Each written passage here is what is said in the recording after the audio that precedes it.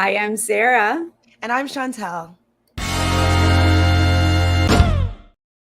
And we're here to get into the Amazing Race Australia episodes 10, 11, and 12. We finally have made it to this week's episodes. Sorry for the delay. But first, if you're new to this channel, please click subscribe and give this video a thumbs up. Yes, 10, 11, and 12 did happen this week. We did watch them. We finally get to talk about it. It's I really appreciate that Australia tried to get back at it. Mm-hmm. Viewers were like, just do it. We want our shows back. Mm-hmm. And then they did it. And right here at the top of episode 10, Bo's like, so 5 more teams are in isolation.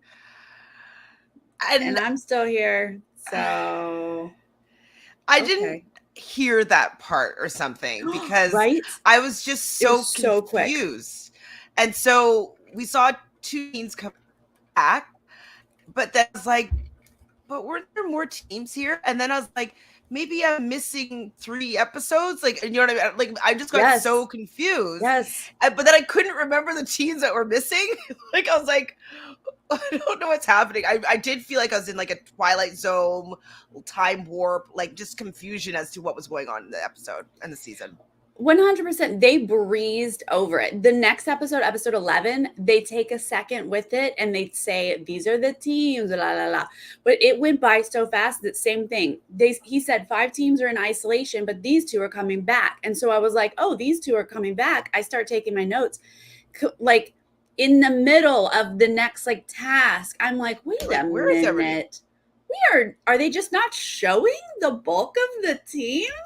And I was like, yeah, I got confused too because like I watched episode 10 yesterday, and so I was chatting with somebody, and I was like, yeah, like one team they sat out of 7 legs, but then we still only have, and then I'm like, wait, no, we only have like 6 teams. What? I got so confused. I didn't know what was happening.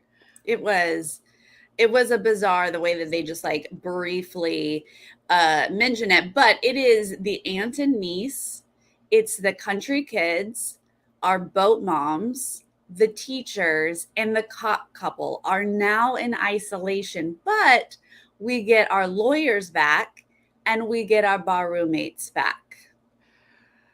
Okay. Which is fine, but I might as well say this now, and I might end up saying it again in like 2 hours, but like I'm kind of frustrated that the race is still going on normally because right now all the racers that are in the game are all my favorite teams. They're all my teams that I want. Like either they could be messy, they could be whatever, but like I don't want them to start picking out those teams and then these 5 teams that are quarantined come back and my favorite teams are gone. And so at this point, it's just starting to like bother me now that like the race is continuing and we're still eliminating people.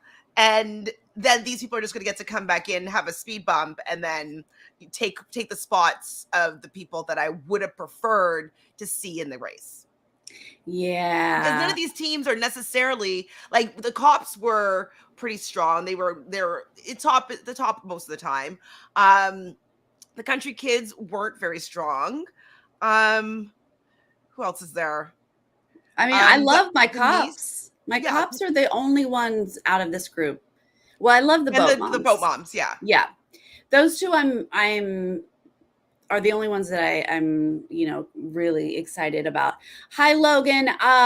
Yeah, this is part of the mess that like we've got people returning, people in isolation. Now people are being eliminated when worse teams are sitting in isolation. And now we're going to just start throwing out episodes because I think the ratings are not great. People are like, this isn't adding up. It doesn't feel like an amazing race because we're just sort of swapping teams in and out.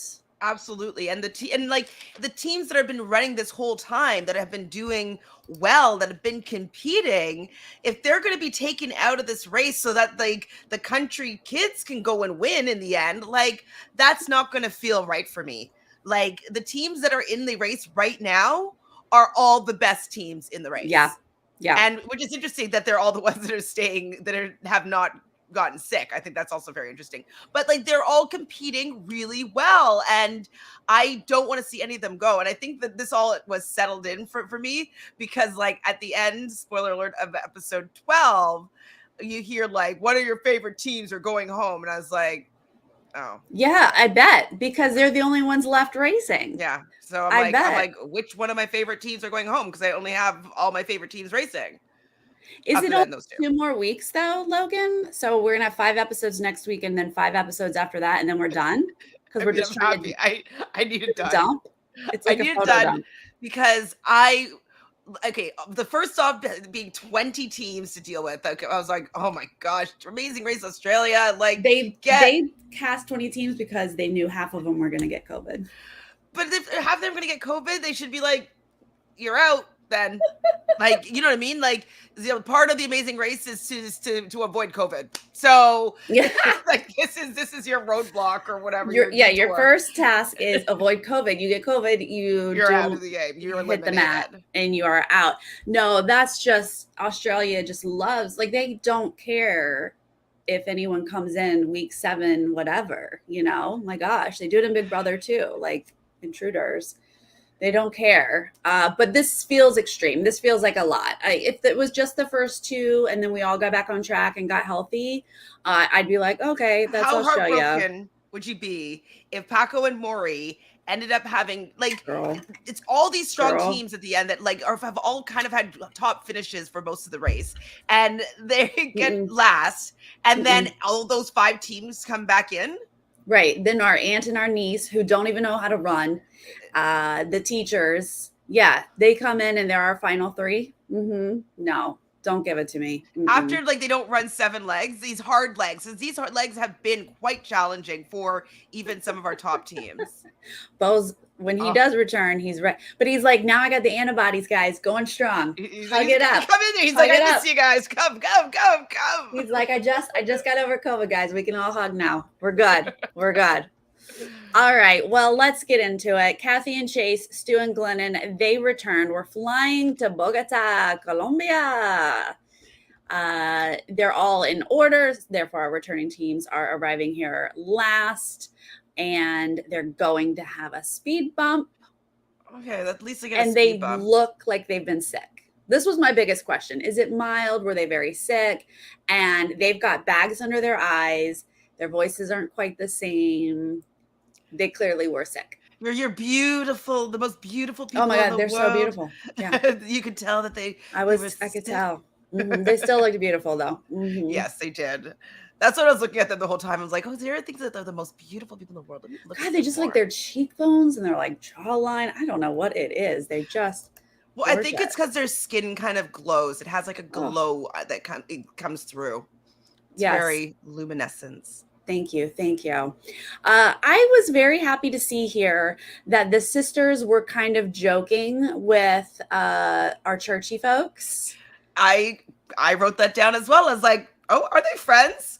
And then we learned that they might kind of start be friends now, which I thought was kind of fun. Yeah, at least it looks like Gabby and oh my God, what's her name? Flick and Gabby, yeah. They're at least making an effort. It really feels like they were like, look, they're the strongest team here. Like they're just doing their thing. Like we're on a race. It feels like that. And so they're able to have a little banter now. Yeah, I said friendly banter between the sisters and the churchies. So I was like, noted. All right, we're going to take a selfie with some graffiti artwork here at our first task. The churchies are going to arrive first, and then the sisters, and then our married couple, Keith and Tony. And this task, I think it was a fine task, kind of running through different alleyways and kind of taking these photos. And the most important part, though, is that you had to have both of your faces in there, both the racers, Mhm. and then being able to see a majority of the image behind them, Mhm. and then the signature of the artist's gouache. Gotcha. Gouache. Gotcha. Mhm. Gouache. Guache. The sisters and the married couple do a little pairing up. They go together to find this graffiti artwork. Both of our returning teams are actually able to arrive next. But although we do see the lawyers talking about how good they are with details as they pass Gauche's signature. Yes, I did find that amazing. Perfectly timed. They had to know when they're saying that they're running by the sign. I think that if I'm ever running a race like this, if I ever say anything like this is so easy, I'm in last place. Like I always pay attention to detail. Like I'm standing right in front of what I'm looking for. Like I think that's gonna have to be a marker for like future racers. Yeah, they're always going to add that into the edit if they can. Yeah, Chantele, you were just telling me that you're going to do a recap about that on your channel, right? Yes. You want to So tell I'm everybody? gonna go live with JoJo tomorrow. So JoJo and I both went and hosted a question answer with some of the racers from the Amazing Race Canada.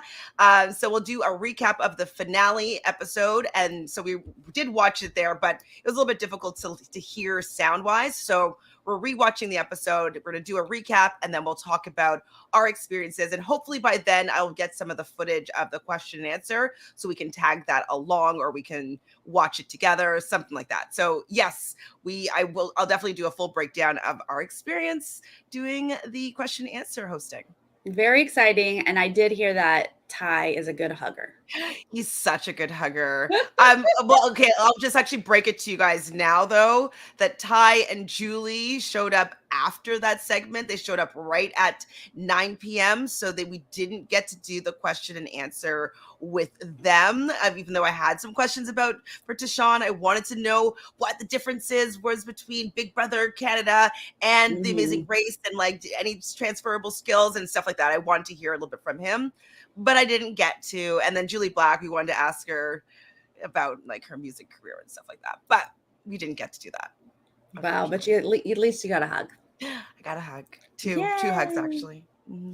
Well, our parents are going to arrive here last to this. Of course, Chelsea's going to start spiraling immediately. Chelsea spirals? What? Shocking. Didn't see it coming at all.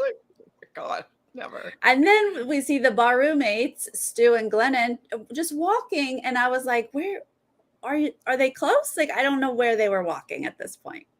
I don't know if they always have the hustle. They don't have the hustle, and I don't know that their navigation is great, because sometimes they're just like, oh, is it over here? And then I'm like, I'm not sure that it is. It doesn't look like the footage that everyone else has. Yeah, where are you? Are you not worried that you're not where you're supposed to be? Oh, yeah, I enjoy them, but I don't know if they're going to be the winners, you know? Right. No, I adore them. Especially just probably still having the COVID fog, and then like getting back into this pace of this race in another country than you were last in. So yeah, that would be a little challenging. Oh, I'm worried about all the teams that got COVID. My COVID was a tough recovery. I had it back in the early days, though. I think it's it's not as bad after the vaccine and all that jazz, but the recovery ain't fun. Never had it. I don't anticipate on having it. But you. At least I know if I ever get it now, at least it's in the mild stages, because I know some people that have long COVID that's not good. Yeah, I don't have long COVID, thank goodness. All right, Angel and Frankie are going to finish first. Of course they are. Then our adorable hubbies, Paco and Maury, are going to finish. The sisters are out third, married couple fourth. The parents are going to get out fifth here. Chelsea, who was just spiraling, is going to pass some other teams. So stop your spiraling. I know, right? One thing that we do learn about them, though, is that she seems to be recognizing that her yelling isn't helpful. So it seems like they keep on looking back and be like, okay, that wasn't working, but when we started communicating better, that's working. And so at least she's able to do a little bit of editing and realizing later that that wasn't conducive, and or what she was panicking about, it time and time again hasn't been the conclusion that has been coming true. So Right. she has been growing. We'll have to give her that. Yes, if we look at these 3 episodes as an arc, because by the end of it, I'm tired of them. But it does seem like she is getting better. Like he is staying calm and being like, see? And she's like, yeah, you're right. Like I think she is improving in the smallest of ways. So yes, I agree. As these 3 episode arc, I was like, all right. And well, the last episode, she kind of at the end kind of lost it again. But hopefully she can be reined back in again. Maybe, hopefully in life she can. All right, so the lawyers are not going to actually get past that when they show their photos. They don't have enough of the artwork, so they're going to have to do a redo. But the Baru mates are going to be our last team out from this task. Let's go to Decor, Sparkle, and I love though is that our married, or like Paco and Maury, they speak Spanish. So I'm like, yes, I'm so happy that they have a nice leg up, literally in this this leg of the race, or this time in the race. Yes. It was just like nice to know that they can feel confident just at that, because I want them to stay in. I want them to feel secure a little bit so that they can do well. Paco is like, this is it. I can speak this language. He's doing it. And then Maury's like, oh, yes. I love South American men. That's why I married one. Yes, I love it. I love it all, of course. Okay, Sparkle or Spoke? Sparkle is find the real emerald in a bunch of fake ones, which we don't get to see because no one's going to choose it. Would you? I kind of felt like I might. What was? Maybe I'm just blinded because I love emeralds. True, but I feel like that's like might be. I'm not sure. Nobody did it, obviously, so I can't tell how hard it was. But I'm feeling that the bike one spoke. You're just kind of doing like a bike polo thing that at least you can have a little more control than like who knows how many things you're going to have to go through, and if you're going to be able to detect a perfect emerald or whatever. So yeah. In general, I try to avoid the physical challenges. Okay, but this bike polo doesn't seem too hard. Like, I think there's a bit of a learning curve here, but no one has a horrible time with it. So it probably was the better choice. Yeah. I would have liked that somebody was forced to do the other one. Right. Mm-hmm. Our church friends, Angel and Frankie, they're going to get there first, and they're going to be able to finish before anyone else arrives. It's kind of a theme. They're pretty impressive up until this point. Like, they don't seem to have much trouble doing anything. They just do it. Our parents are going to arrive second. That's Chelsea and Jameis. How did this happen? Here they are. Meanwhile, we see our hubbies, Paco and Maury, with our married couple, Heath and Tony, and the sisters, Flick and Gabby, all together because Maury speaks Spanish. He's like, I've got directions, but they weren't great directions. So they thought, they were like, yes, let's follow. No, that didn't work out. It didn't work out, but they end up figuring out where to go, and they all are doing spoke, and Paco and Maury did help them, but when they get there, they did not have a court to continue with their task for themselves. And they're like, oh, we were being so nice. And then we get shafted. Yeah, that's a tough one because it wasn't clear that they were the leaders. But I guess if they really wanted to, they could have said, hey, can we grab the first court since we helped you? But they would have probably had to do that. Would we have offered if me or you were racing with them? Oh, I'm not offering. No way. Sorry. You just go right in and just be like, I'm going right in. But I think I would ask if I were clearly helping another team. I think I would just be like, is it cool if we go first? Like chill way. And then if the problem that was I being think asked is of me, that they were of course. a little bit behind when they were running up. And so I think that they just weren't keeping up pace wise. And so they were able to snag the courts without them being there to realize that, like, hey, can we get in there first? Right. So yeah, it's not super clear. I don't think as you're approaching, you're like, how many courts are there? Where are they? Oh, wait, they're all full. So I don't think they really knew to sort of say ahead of time. But yeah, no, I'm not offering, especially if they're still like coming up while I'm getting on the court, right? Mm-hmm.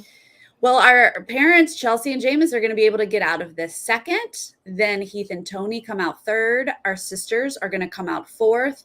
Chase couldn't get on the bike. That was hilarious. I was laughing because he just kept on trying without one just put down the seat because then you cut to Paco and Mari end up getting a court obviously when these people finish the task, and so theirs was like the seat was completely low down, and so then you see him like just trying to get on and like just side to side and just not adjusting the seat. Well, adjusting a seat is sometimes difficult. Like sometimes you have to get like a wrench out. Fair.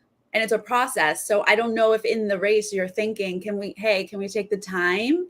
But you look ridiculous and I don't think you're getting anything done here. Like, right? Or maybe just try not being on the seat and just like standing up on the pedals, I guess. Right. Yeah. Do like a little one-legged something. Yeah, like I don't know, figure something else out. But yeah, our hubbies, like you said, are able to get a court. They're going to come out fifth. Then the lawyers, and then we see Stu and Glennon, our bar roommates, just strolling on up. Nobody else is at the courts. Just chill. Oh, I'm like, oh no, there's no one else there. Oh, it worries me.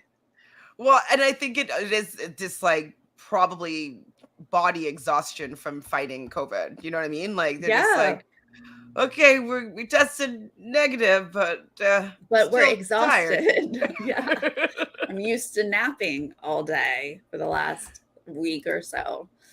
Yeah, okay. Well, we're gonna move on to Tejo. Hit the target with the pucks in some clay. Mm-hmm. I didn't even quite follow this because I didn't realize. I thought the target was the center. I think they're all like just random pucks. But you had to hit one of those in the clay. Correct. And then it would explode. That's the target.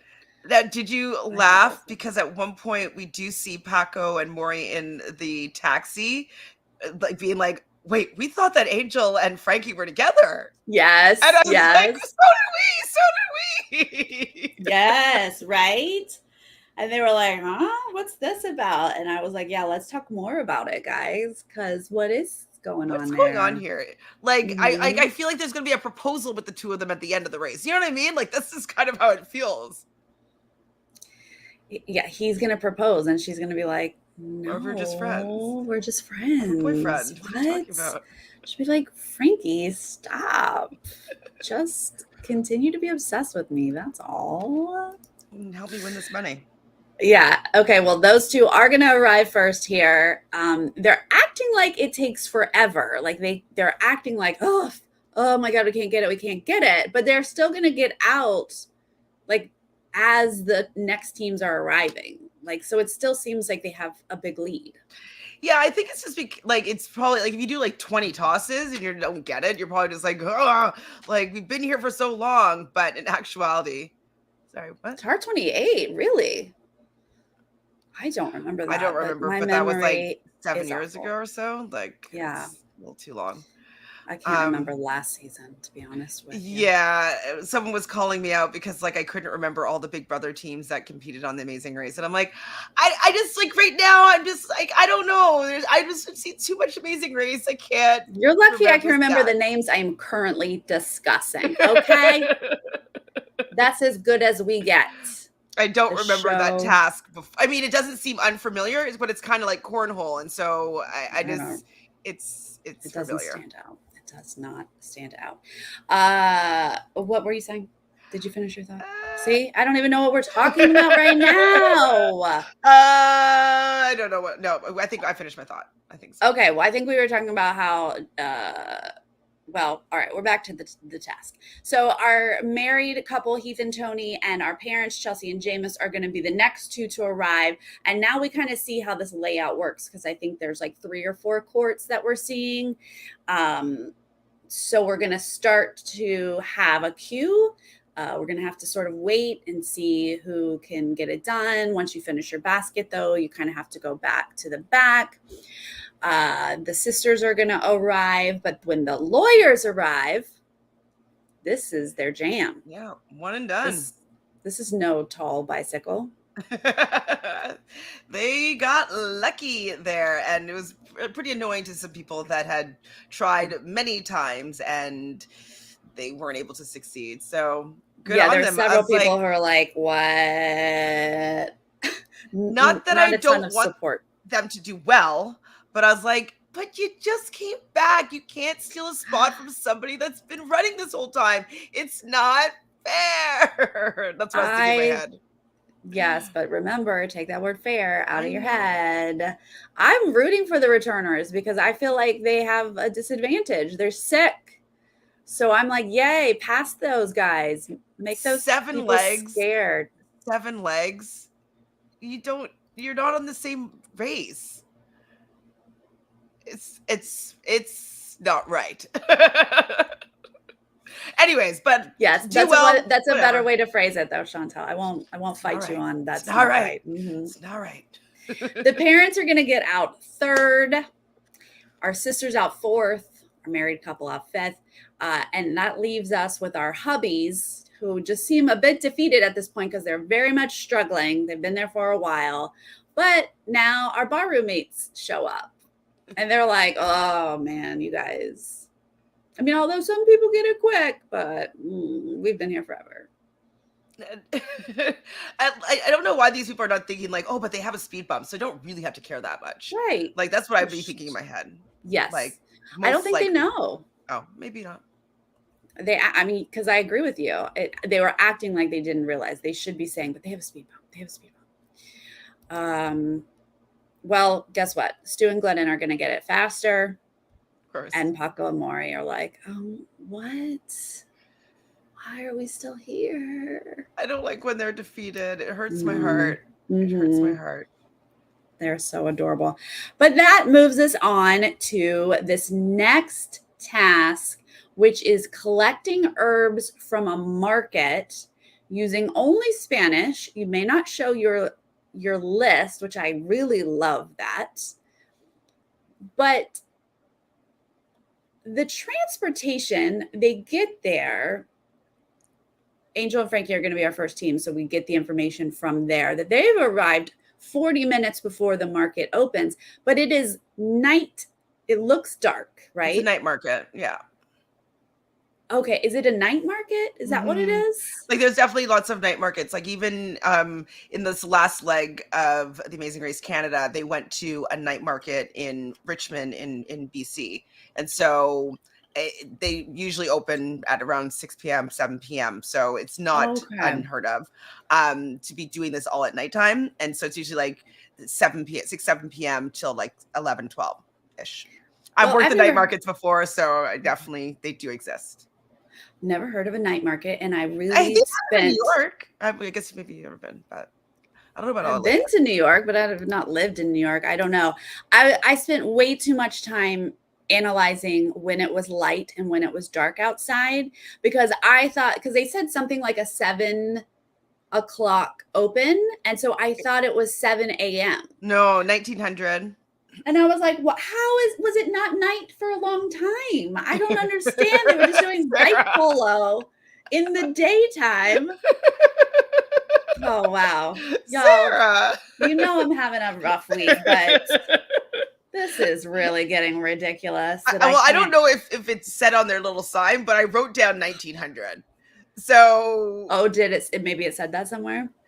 It might have said that, but like I lived in Montreal, which also uses military time, so I do have all my clocks and stuff like that in 24-hour clock. But I wrote down 1900. I feel like a dodo. I'm so glad that you described this to me. I was like, wow. Night markets are really fun, though. It's kind of like it usually happens for like a couple of weeks in Vancouver, anyways, at the end of the summer, or like for the most of the summer, maybe half of the summer, whatever. And like it just has tons of vendors, and like you could try really interesting food. And I don't know if there was in the one in BC, but if there's any herbs and stuff like that, but like you can just find a lot of really cool stuff. And so when I was still doing all like my promos and activations, we used to do activations and promos there. And we actually did one that was kind of like the Amazing Race, now that I think about it, that we had like people participating in activations and going around and taking photos of this and buying this and that. And so yes, I've worked at many a night market in British Columbia. Love it. This is so exciting. Can't wait to go to one. I'm going to buy a bunch of herbs to make a tea.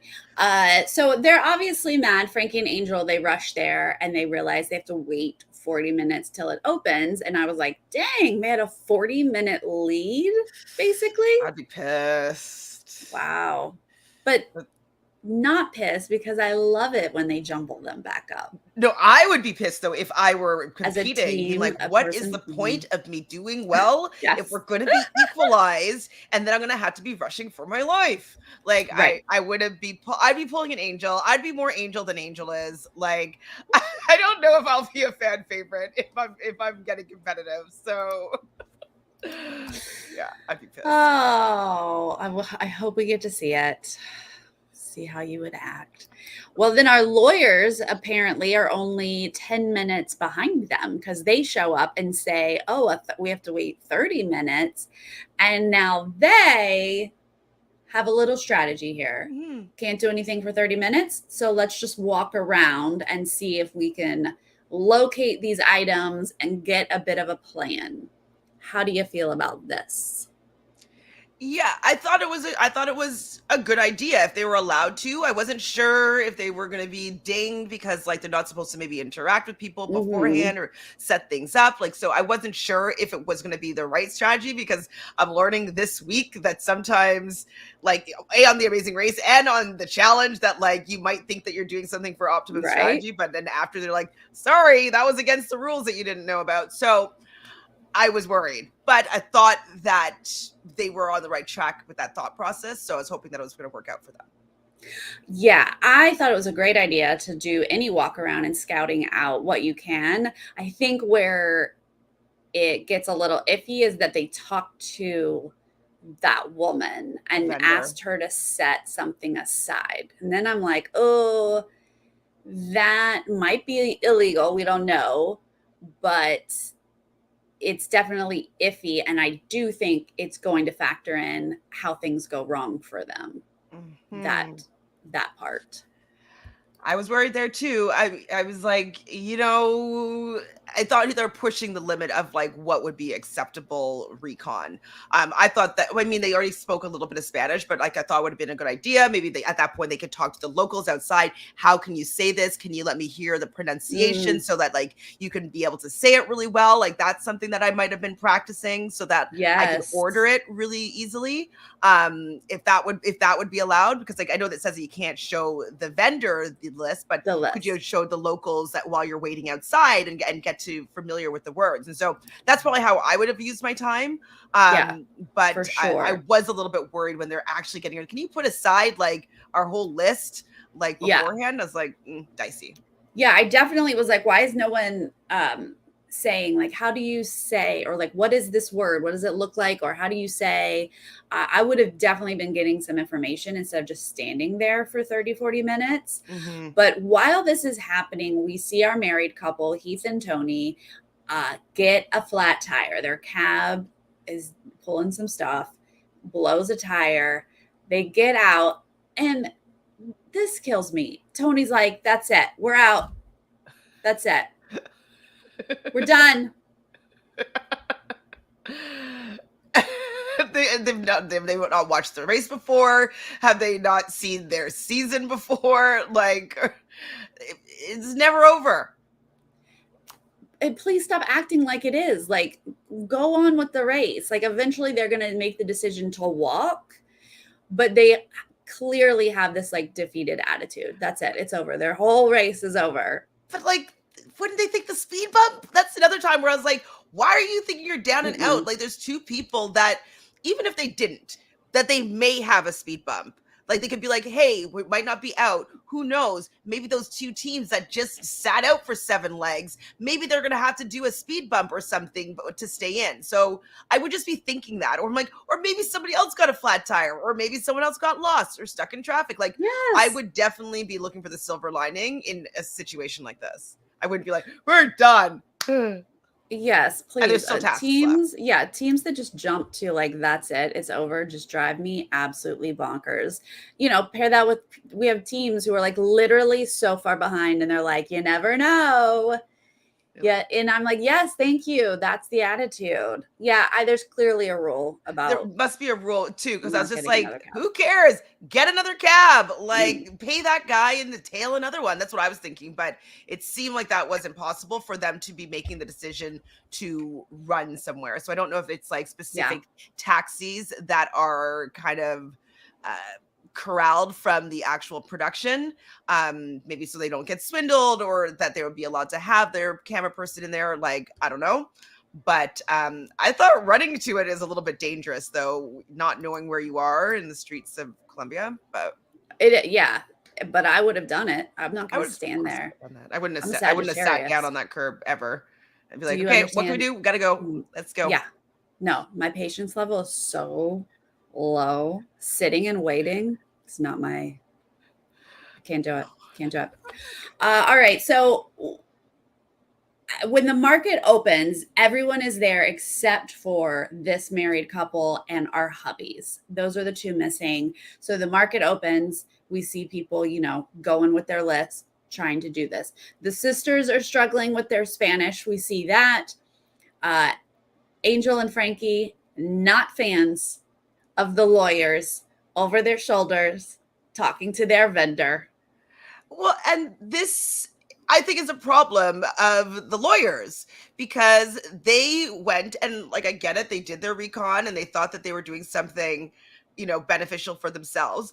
But then they have to make sure that they get there first, because they can't be like, hey, sorry, I decided to talk to this vendor before you, so I should be able to go ahead of you. It's like, no, go somewhere else at this point. Like, you wasted your time.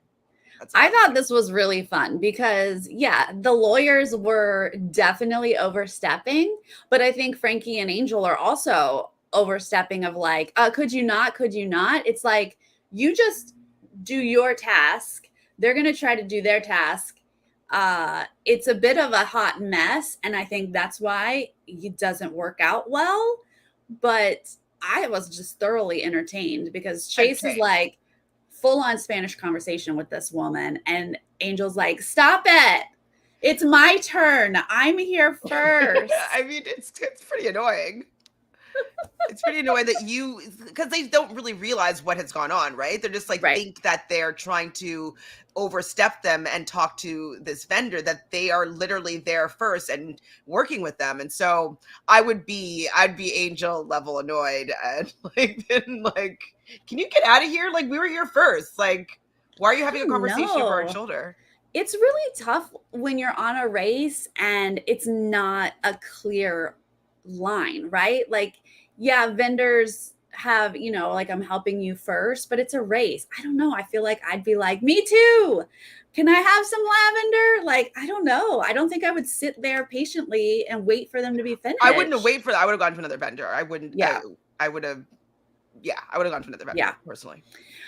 Well, there is obviously a mistake here, even though he says, give us the same thing, which, on paper might sound like a good idea. It's not going to go well here because Frankie and Angel, who get to the weigh station first, realize they have double the amount in every single one of their bundles, and they just immediately leave and run back.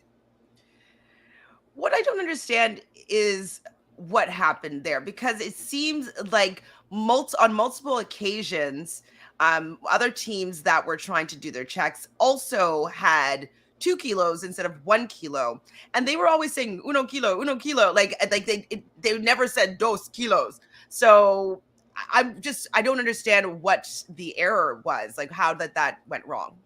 But it only was these two teams. Are you sure? I could have sworn it was also another team, but okay, doesn't matter.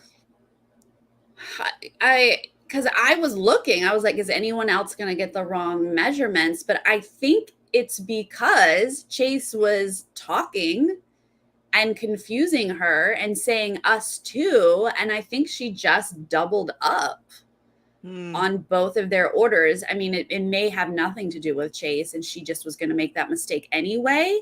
But none of the other ones got too high of a weight. It's just the church and the lawyers.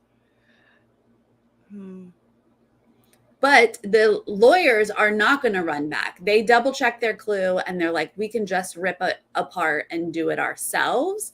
But that doesn't seem to do too much for them. They still have to get to the back of the line at this point because the hubbies, they're doing very well, speaking fluent Spanish. So there is a line here. Let's see. The bar roommates are actually going to get a bit of a lead here and able to go and do the speed bump, which we learn is just tacking on a few more ingredients. Okay, because I think that's where I got confused because like I remember I was watching it and then like all of a sudden like the speed bump was done and like I just didn't see a differentiation of like what was happening and so I got confused. I'd asked you, I'm like, sorry, was it to get more ingredients, the speed bump? Okay, so we clarified that. Yes. Oh, that's the question you asked me, but I hadn't watched it. Yeah, because it seemed so easy. It was like, go get 3 more of 3 that you've already asked. It wasn't even new. I was like, you couldn't even give them 3 new ingredients. Where I saw that they gave 2 kilos instead of 1 for something. I think it was there because I feel like I also saw the bar roommates rip apart, like do something in half or say like, oh, that's not enough. Like, oh, it's too much. Or I feel like that's where I might have seen it. Was that part. So they're going to get started on that. Then we see our sisters are going to get out. Our churchies are going to get out. And we see our married couple, Heath and Tony, are going to be our last one to get out of this. Yeah, and I'm happy that they're in it. Like, you know, I just don't like people giving up and sitting down. And so like you're very much in it. And it's around this time that again, Tony's like, we're last. And what's her name? The lawyer is like Kathy. She's like, we're literally last. We have a speed bump. And I was like, thank you, Kathy. Because wouldn't you feel like crap if somebody else was being defeated when you're absolutely. Like, you're like, no, we know that we're possibly going home 1 of 2 people. So can you cool it? Yeah. I was like, thank you for that. Yeah. So we do see the bar roommates are able to get their 3 ingredients and out. And then the lawyers are obviously behind them at this point. Yeah. How'd you feel about that? I was bummed that it was our 2 returning teams at the end. It's just so predictable, but I guess that's what you guys want, right? Those who say it's not right. Okay. I want the race just to be run properly. When we start fixing with people coming out, like this is why the Challenge USA, like the finale was a mess, was because someone was out because they were hurt and they had to fix the format on the fly. Like I just would prefer to have the race as it was intended. And you know, I do also prefer them having a speed bump than just coming back in the race and not having to do anything at all. I do think that having at least something to kind of re-qualify them to be participating. But it would be nice if there were more racers in there so that there would have been an opportunity to shake things up. I think the fact that there was the equalizer of the night market being open at a certain time, any of those teams that were in the bottom or that were returning that had the speed bump to incur, we're going to be in the bottom no matter what because everybody bunched up together. So, like, I don't know. The mechanics of this leg was off for it being a possibility for both of those teams to be able to make it through. Yeah. It's really disappointing that we're missing 5 teams here. It's 5 teams. Even though I was like, we have too many teams in the race. It's like, oh, you know, good teams are leaving because our weaker teams are sitting in isolation. It is, it's a really weird thing here, but our 2 returning teams are going to be the last 2 teams. And I think that makes sense. It stinks for them, but it just kind of adds up. Well, it's kind of like, I kind of think of it like Final Destination style. It's like, well, you kind of were taken out of the race. Maybe you weren't supposed to win it, kind of. So, hey, everything happens for a reason. It's the universe. Don't hate the player, hate the universe. I don't know. All right, our pit stop, Plaza Bicentenario. I got it. Don't worry. We got a bit of a foot race. Our churchy friends, Angel and Frankie, are going to jump out of their cab and pass Flick and Gabby, our sisters. So they come in first. Once again, I've lost track of how many times they've come in they're first. always in first. Because who cares? They always are in first. Flick and Gabby, second place. Yay. Chelsea and Jameis, third place. What? Yeah. Hello. Keep it together, guys. Paco and Maury, fourth place. Heath and Tony, it's over. We're done. We're finished. Fifth place. Stu and Glennon, bar roommates, gonna pull it out for a sixth place.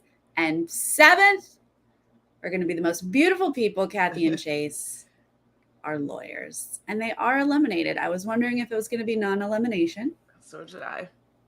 But they were eliminated. Yeah. And, I wish that they could have... I wish that Coven wasn't around and it just could have been a normal race. Yeah. I think that's... I just have to just say that. That's the problem. Mm-hmm. This is a world we live in. Mm-hmm. It was a risk that we knew was possible with any travel show. Mm-hmm. But it was hard to watch them get eliminated because they were so frustrated and they were a decent team. I don't know that they were going to be the winners, but they did a pretty decent job. The legs they got to race, and you could see it on Kathy's face of like, I can't believe this was our experience. We came in, we did okay. Then we got sick, sat in isolation, and then boom, we come back and we're out.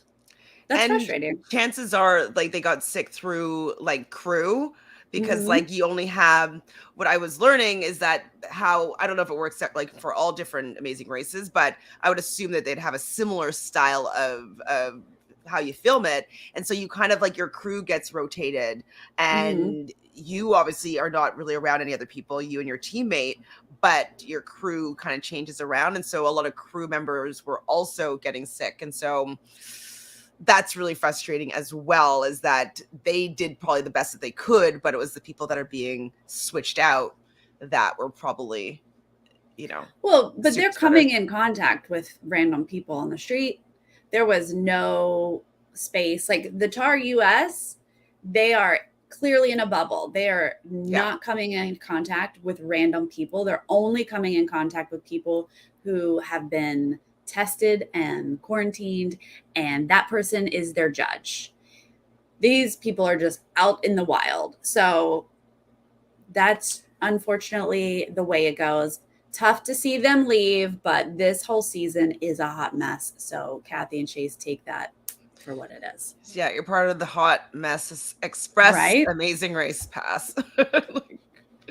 Yeah. All right, let's move on to episode 11. They're going to fly to Medellin, Colombia. Why does no one know how to say Medellin? Say what? Why don't you know how to say Medellin? Oh, actually, I never could see what actually it was said. So is it like M-E with an accent? D-A-R-I-N? No, it's Medellin. Oh, Medellin. Yeah. And they were like, Medellin. I was always like, I'm sure that the L's are probably a yeah sound, but I guess there's no second language in Australia at all, is there? Is there French? Aussies in the chat, help us out here. I was like so shocked by the lack of knowledge for any sort of like Latin vibe. But I realized that I grew up in Florida, which has a strong connection to Cuba. I currently live in California, has a strong connection to Mexico. I think I take that and also Spanish granted. is your second language, if I'm not mistaken, and you learn it in school. So similarly, like in Canada, second language is French. I learned French pretty much my whole life. I lived in Montreal, so I speak French. And then I took 2 years of Spanish in university, so I understand Spanish decently well. I would pronounce it properly. I know how to read Spanish. You know what I mean? But I never saw it because like I was using my phone to stream, and so like I was making the picture big because I couldn't actually use the proper picture-in-picture button because it was saying like you're not in Australia, so you can't use this feature. And so I was like, oh, so I just had to like make it big, and so I could never see any of the words. I'm like, what are they trying to say? So I was trying to guess what they're trying to say, and so I'm like, what did they? And I wrote down what I thought they were trying to say. Well, Medellin is a very famous cartel. Like it's got a pretty fun story along with it. Go look it up, Medellin. But they're all going to fly to Medellin, Colombia. Bo tells us he's coming back, but he's not going to end up being in this episode. El Peñol. Scale 700 steps to get your clue. And I was like, oh boy, here we go with our steps again. When I was thinking that, like, I was just thinking about, like, if I got in The Amazing Race, man, I'm going to have to put my money where my mouth is in so many places. So I was like, when I saw this, I'm like, if I get the call, if I got to like semifinals, I would start doing, I don't know if you've been to Toronto, but we have this CN Tower, which has like a gazillion stairs and you can like do walks up to the CN Tower. And I'm like, I get a pass and see if I could just walk those stairs like every other day and just like get comfortable with walking thousands of stairs because that would kill me. It's terrible. It's so bad. I'm not opposed to stairs. Like the sisters were like, we love stairs. I can get into it, but I don't do it often. So I would, I would need some training. Like if you're not used to it, especially there is altitude issues here. And I am definitely sensitive to altitude issues. So I was feeling for some of these teams. Yeah, I mean, I know just kind of like running, which I also can't stand, is that you can get to that point where a point of no return basically is like once you get there, you can run forever. And it does also happen with going upstairs and stuff like that. Like you'll be exhausted, you'll get tired. And then if you get over that hump, you'll be able to go up the rest of the stairs. But getting there is so painful that like I would need to practice because I'd be slow. Right. Chelsea and Jameson, their cab barely has a tire. It is rubbing on the ground. Because he's so big. No, stop it. That's what unacceptable. That's what they were saying. I know, but that is I was so insulted and appalled that not only that man said it, but that they put it in the edit. You clearly don't have a great tire. It's metal on the road. And you're saying it's because he's too big? I don't know. I'm wondering though, because so I agree. But I'm wondering if like sized people aren't as popular there, we'll say, like height-wise, is it like the average height a little bit smaller? So I'm assuming that he's a lot taller because even when Chelsea got to them, like I don't know if he's going to be able to fit because he seemed like he might be too like even tall to fit into the vehicle. So I'm just wondering if it's just like a small city. I don't know, but why can't you have a normal tire? I don't know. A tire is a tire. No? Maybe their tires are smaller. I'm not sure. Maybe it was a donut already. I don't know. I mean, this is just like crazy that, of course, something crappy is going to happen to them so that they can start spiraling again. But they're going to be self-fulfilling prophecy all the time. Like they have the mindset that everything bad happens to them. Like it is going to fulfill for sure. Yes. But yeah, I was just like, no, give me a break. Don't blame it on his size. So can you explain to me, so was it like voice to text that was coming through? Like, is that what was happening? Because I was just like, is Amazing Race saying that? It's so rude. No, they were doing like a translator app, you know, like when you're like, I say it, it's going to translate and say it back to you. Yeah. I was like, no, sir. Thank goodness Jameis is just like laughing it off because I would be like, Well, I think he probably saw the size of the actual car and realized that, like, you know, it's kind of like maybe he's getting into a mini, you know, a real original mini. Well, get a tire. Okay. Our church friends and sisters are going to start climbing first. But after that, we kind of start to just see altitude issues. We see some claustrophobia issues because there is a very narrow section. And that's when I tap out and say, oh, Lordy. Ooh. I can't do. Have you ever been to Bunker Hill Monument Tower? Where is that? In Boston, Massachusetts. I've never been to Boston. You should go to Boston. It's a beautiful city. It's got some of our oldest stuff there. They've got this like very narrow, all stone tower thing that was like a lookout at some point. And you can walk up these very narrow spiral staircases all the way up, but it's all stone and there's like 3 windows through the whole thing.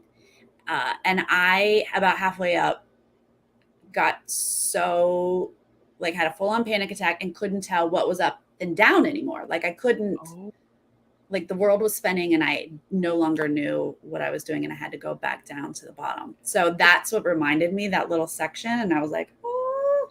It's funny as you're retelling that, you're like reliving the vertigo. The camera got all fuzzy. It is. It's tough, but it didn't seem like it was that far. So I probably could have powered through, but I was just feeling their pain during that section. I've never had that experience. If I can't see a window, but that's a very Sagittarius thing, you know? Is it? Oh, right. You need to have expansion. You can't be restricted. Oh, that's interesting. Yeah. Yep. Baru mates. They're going to be our second to last group here. And our parents are going to end up being last. Chelsea and Jameis do end up eventually making it to the stairs, but they struggle. And she's claustrophobic. Yes. And by the time they get to the bottom, Jameis says, let's just have fun. And Chelsea goes, no.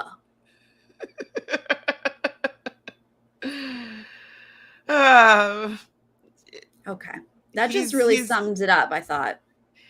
She's patient. Not even willing. Yes, he is. Patient. Do we know yet?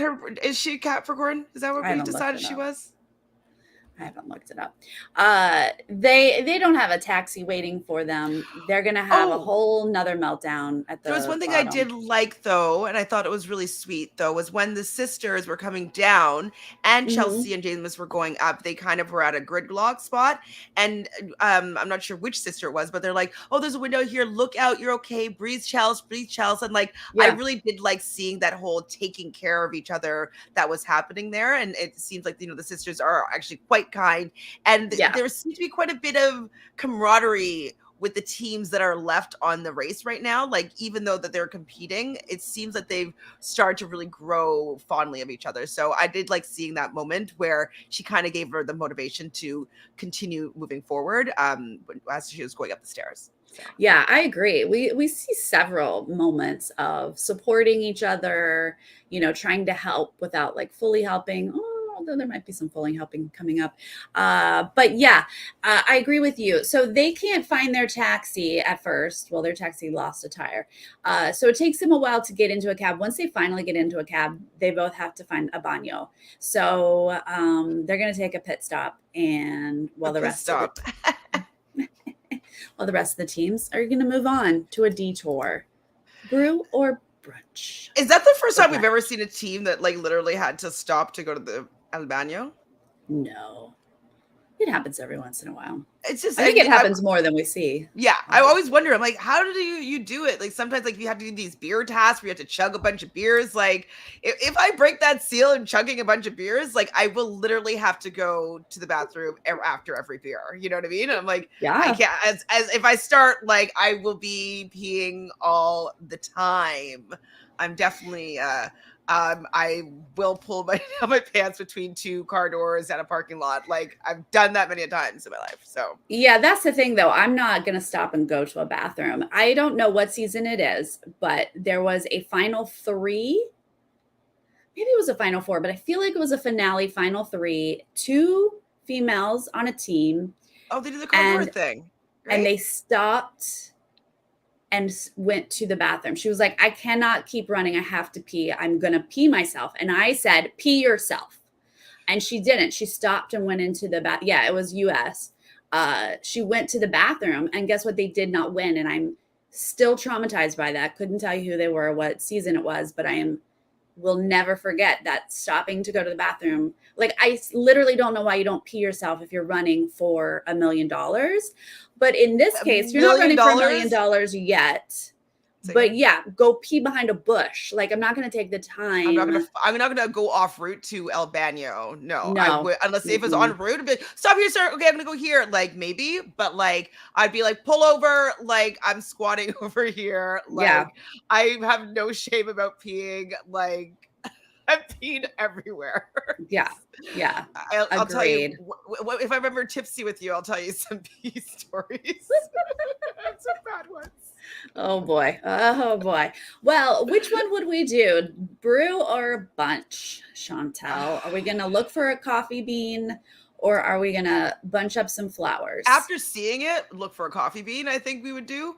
But I think I would feel there would be too many beans, and finding just 5 letters in seemingly thousands of beans it seemed like it would be too taxing. So I think that the flower arrangement would be more controlled. And so I think that, like, off the clue, that's what I would think we would do. My gut instinct was to do brew, and then afterwards I was like, great, that worked out. But I also, if your gut instinct was saying that, I would follow your lead there. I love a little detail challenge. Our church friends, Angel and Frankie, are going to arrive at bunch first. They're going to do the flower challenge. She loves flowers, and they feel good about this, and they do it very well. Our married couple and our bar roommates, what are you guys doing up here? They also want to do flowers. They're going to arrive at the bunch next. And we also learned that they are very well adept in the flower industry. I believe it was Glennon. Yeah, Glennon's like, I have a horticultural background. Great. Love it.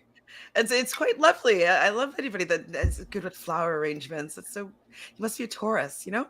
Those dudes are complex. Like, they got a couple packages over these episodes, and I love you, well, of course, but I adore them. Our sisters are stuck in traffic, and one of them is assuming, well, everyone would be, and the other one is rightfully going, hopefully, but not necessarily. She's like, well, everybody will be like, hopefully. They went back and forth a few times, which I thought was, I'm happy that they kept it in, because we never heard the correct sister say, like, no, she does say it. Does she? She says, I told you. Oh, shoot. Actually, I'm picturing her now running up and saying it. You're right. Yeah. Yes, but they are going, okay, well, let's see. Okay, the hubbies are going to actually go to brew first. We see them go to brew.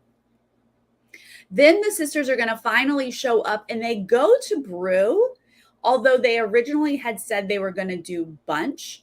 And then I wasn't sure if bunch was full. But it didn't feel like it was. That they saw just one person, like their best friends on the race at brew. I think they thought that they could at least work together with them and maybe move ahead, as opposed to start behind all the 3 other teams or 4 other teams, however many were there, and be doing it on their own. So I think that they just wanted to feel safe with their friends and maybe can get a little bit of assistance, which they did. They did.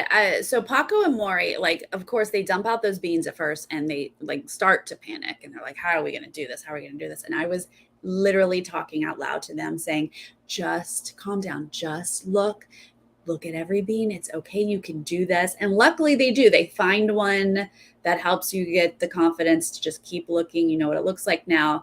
So when the sisters do arrive, they tell them the word, you know, you can do it, give them that information, but then they are going to actually leave first and get first place from this moment. Which I like those 2 teams. I love that they're besties. I love that the help that they do doesn't seem too much. You know what I mean? Like, it seems like, hey, you're looking for the word aroma. Yeah. That's help that, like, I think it's great for a friendship, and like, you know, it doesn't really put me back that much. So yeah, exactly. I'm fine with it. It's not doing it for you. It's not, you know, really moving you up spaces necessarily, but it is helpful. I love that. Yeah, agreed. But speaking about doing things for you, so after that's going over there on brew, back over on bunch, our church friends Angel and Frankie are go to get it checked. Well done, beautiful. This is putting them in second place to leave. And they hand their basket. Well, they put it back down on its table, but they say, hey, Stu and Glennon, you can go take ours. Now, I was thinking when they said that they would just use what they had and just like put it on their own one. You know what I mean? Or like use theirs as a reference, or just like even just take out their flowers and put it in their own one. That's what I thought that they were intending to use it. When I saw them putting it on their back, I was like, oh, okay. I didn't think that it was just to use their thing entirely. I thought it was to take their flowers and put it in their own one that they had started. So I definitely had a little flag go up when they put theirs on their back. Yeah, like very nice of Angel and Frank. I mean, this is the first time we've seen Angel and Frankie really extend a bit of an olive branch kind of vibe. And so I was very pleased to see that. But as Stu and Glennon, you've got to do something, you would think. You have to do something. So, I mean, pulling it out and putting it into yours is not going to be perfect. I don't know how you would do that exactly, but I feel like you got to do something, even if the bulk of it is theirs. Yeah. And so they don't. Yeah. Yeah. So I was like, oh, I thought they were going to get a thumbs down on that little task. I didn't think that they would have passed them. Right. Well, they're going to pass them. They're going to get out in third place at this point. Of course, Heath and Tony are like, well, that's a bunch of bull. But they're going to continue on. What we end up seeing here is that Chelsea and Jameis, once they finally finished in the bathroom, are going to go do brew. And they're going to be sifting through the beans, but then we're just going to see like it's nighttime now. They've got a flashlight. And honestly, they're giddy. They're like delirious, which is the most entertaining they've been all season. Mm-hmm. But they're not succeeding at this task. No, she's like, I love you when you're like this. And she's like, yeah, I mean, like, I give up. I don't know. And she's like, I got the light, but if I go over here, then he has no light. So funny. They were so entertaining, but eventually they're going to be like, let's take a time penalty. But true to Chelsea form, she's going to say, let's take a time penalty. Jameis says to take a time penalty. I'm like, girl, you can take responsibility. It's a joint decision. Don't blame everything. He does end up saying it, I believe, officially. And like, okay, James said it. Yeah. He's like, no, we're deciding together. She's like, he said it. Did you also remember the part when they're going up the stairs at the beginning, and then she's like, don't talk to me. We're going up these stairs. Don't talk to me. Don't talk to me. And he's like, okay. And then she gets to the punch, church punch, like, oh, look at the view. Look at the view. And she's like, I thought you said don't talk to me. And she's like, yeah. Well, I want you to look at the view. And he's like, make up your mind. Yeah. No, it was very confusing. He's literally like, fine, I'm not talking to you. Oh, now you want to like sit and chat? Oh, okay. Roadblock. Who's ready to get served? You ain't fooling me with that. I know that's a food challenge. Yeah. Who's ready to get served? I ain't doing that one. I know that's a food challenge. Probably wouldn't I? Mm-hmm. Yeah. I'm like, I wouldn't want it at all, but if I was you were shocked a hard no. But that people were not picking up on that's a food challenge. I was hoping it would be a drinking challenge. Yeah. Hey, there we go. That'd work. If it was a wine challenge, I'd be like, dang it, why did I say no? Well, these are some local delicacies, some eyeball salad, some pig intestines, and tongue. I think I could handle pig intestines on the tongue, I think, even though I haven't eaten meat in like over a decade. But I think the eyeballs I would have a problem with, just for, I think about texture and consistency. And who got to it first? Who was there first? Was it Paco? Maury. Maury's going to do it. Yeah, Paco and Maury. And I believe he puts an eyeball in his mouth and he bites down on it, and then it sprays and literally sprays the camera. And I was like, okay, I won't be watching this task because it's really, really uncomfortable. No, the squish and squirt of the eyeballs was a lot. That was tough. I mean, if I had gotten accidentally stuck in this, like Tony is going to accidentally get stuck in this. Well, she wanted it. She begged to. They argued. He's like, no, it's probably gonna be food. I'll do it. And she's like, no, I'll do it. Like, she definitely overstepped him because he originally said he was gonna do it. And she's like, I was like, did he say food? I was like, he did say food. He did say it's probably gonna be food. He's like, it's probably gonna be food. Oh. I'll do it. And she's like, no, I'll do it. And I was like, oh, us seeing this happen, it's gonna be a problem, I think. Yeah, I really felt like she stepped into some like overly defensive thing that he said, okay, I'll do it out of like protecting her. And she was like, no, that's fine. I can do it. When it's like, no, he said he'll do it. Just let him do it. Like, why? Maybe she was feeling that she wasn't pulling her weight, or maybe it wasn't balanced. Like he's done like the last couple of them, but like, he did say food, if I'm not mistaken. No, the vegan warriors would have definitely tapped out on this one. They wouldn't have made it to this part of the race in any world. No. Well, Maury's ready to eat. He powers through it. Frankie is going to try it next. Then Glennon. I actually appreciated Glennon's approach. He's not even looking at it. He is don't look, don't smell. Blindly shoving it in his mouth. That would be the way you'd have to do it, I think. But Maury's going to finish first. The hubbies are going to get out of this first. Our sisters arrive. Heath and Tony arrive. Tony's like, oh, goodness. She powers through it, though. Our bar roommates finish. And then our churchies. So this does set Angel and Frankie back a little. Frankie is doing the best he can, but he's getting past. Yeah, he's not able to get this down quickly at all. And what I appreciated, though, I would have maybe expected Angel to be a little bit less understanding, but she wasn't on him for the fact that they were losing their position at all. Mm-hmm. Like I felt that she was being more supportive than I was expecting her to be. So I was like, okay, give her some kudos here that she's a good partner to this guy. Yeah. So we do see them finishing as the parents arrive. So we've got Chelsea and Jameis who have taken the time penalty. So they're just now arriving. But Jameis shoves this stuff in his mouth and eats it so quickly where he leaves the sisters still there and Tony still puking her brains out. I was happy for them because I'm like, I did feel like Chelsea was proud. She's like, he can eat, you know, and so I was happy that she was happy. I like making her happy as well. And I think that that's probably their dynamic, is that he enjoys making her happy. And so I was happy she was happy. He was like, they kicked me out of a cab because I'm too big, but guess what? I'll eat these eyeballs. Yep. And this intestine and get you a couple spots in this race. So who was it that cut everything up into tiny pieces? I think that would be my strategy. Was that the sisters? Sisters, yeah. Yeah. The sisters, yeah.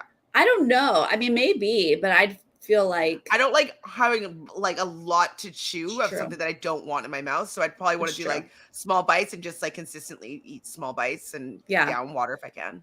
I also wondered, because I think she wrapped some of it in the lettuce. Like I wondered if that would help or if it's like just getting in the way. I don't know, but yeah. Well, and another thing too, though, when they say that it's a local delicacy, like, I don't know. It just didn't look like it was actually prepared as they would there. You know, like food tastes good that when they prepare it. You know what I mean? But with that bland looking romaine lettuce, like a couple of cherry tomatoes next to an eyeball. I just don't know if that's the way it's meant to be eaten. I don't think that's how it's served. No. And then you just see like intestines looking nice and beige with like some tongue. Like, I'm sure the way that the locals make it would be very palatable, you know, even if it's something that you're not consistency wise, or, you know, the actual food, if you're not familiar with it, would still taste decent, but they didn't make this taste good. I agree. If you go to the South in the US, Rocky Mountain oysters are a thing there for real. And they're bull balls. Yeah, literally. But they're fried. And like, you have no idea what they really are. Like, that's a whole different story than like just a basically raw eyeball is. Well, even like my mom, she doesn't eat meat anymore, but like she's like, oh, I used to love tongue. Like tongue used to be like so good. Like she's like, it's like so good, just like melts in your mouth. Like she used to love it. Oh, I've never had but it. like Jamaican style, like with spices and like flavor. Jamaican spices are delicious. So yeah, she used to love tongue, but the way this tongue was made, I don't think anybody even locally would be enjoying it. Yeah, might not even be seasoned at all. It didn't look Didn't look good. It looked boiled. All right, here's our pit stop. Our beloved hubbies, Paco and Maury, are going to come in first place, and they win $5,000. Yay! Give them the money. Good for them. Now we're going to see Stu and Glennon, our bar roommates, who I do adore.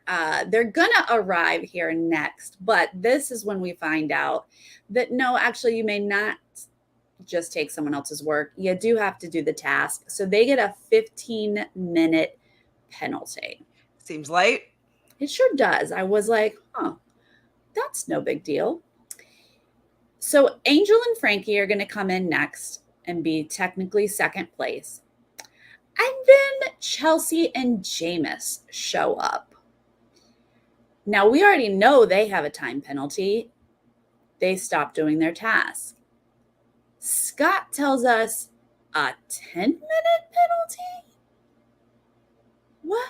I was like, well, okay. The reason why I'm thinking, I had the same thought as you. And then I was like, well, they'd found 3 letters already. So maybe they took the amount of time it took them to find those 3 letters. So Chelsea was saying, it was like, I don't know, we've been here for like 45 minutes. So maybe they've only was there for half an hour. And maybe they just gave them, the little extra time for the extra 2 letters or something. I guess that'd be 20 minutes.